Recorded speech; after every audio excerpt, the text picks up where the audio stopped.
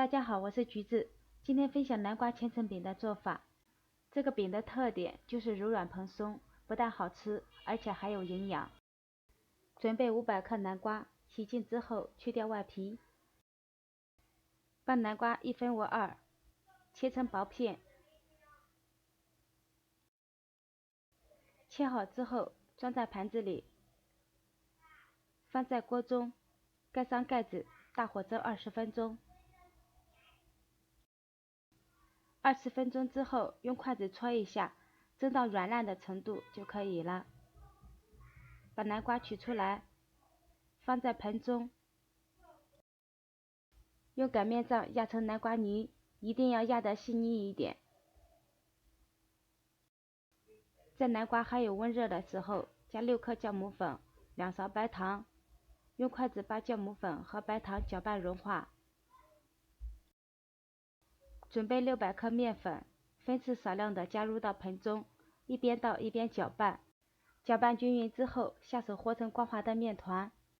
这里强调一点，因为南瓜的含水量不同，面粉要适量的增减，居中以偏硬的面团为准。面团揉好之后，盖上盖子，密封发酵至2倍大。发好的面里面会有很多的小孔，像这样就可以了。案板上多撒一些干面粉，把发酵好的面团放上去，这样可以防止面团沾案板。发酵好的面团要多揉一会儿，把里面的空气全部排干净，这样做出来的饼才会柔软好吃，有嚼劲。因为和面的时候加了600克面粉，面团太大，揉好之后一分为二，太大的话不好操作。先把面团揉成长条，用手按扁，再用擀面杖擀成1厘米厚的长方形。用擀面杖把边整理一下，这样会更加规则。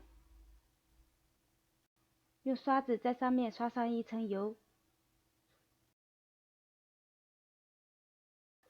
用切板切下一个正方形，给它折叠起来，然后再切下一个口，继续折叠，重复这个动作，直到把面片全部折完。然后把4个边粘合，像这样就可以了。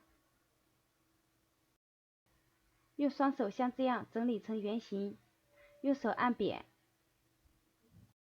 再用擀面杖擀成圆形的薄片。擀的时候要适量的撒一些干面粉，防止擀的时候粘连。电饼铛不需要开火，刷上一层油，把做好的饼放进去，用手整理一下，盖上盖子，再次醒发20分钟。醒发好之后，在上面刷上一层油，这样可以锁住饼的水分，使做出来的饼更加柔软。然后盖上盖子焖烙2分钟，2分钟之后给饼翻一个面，这样可以均匀的受热。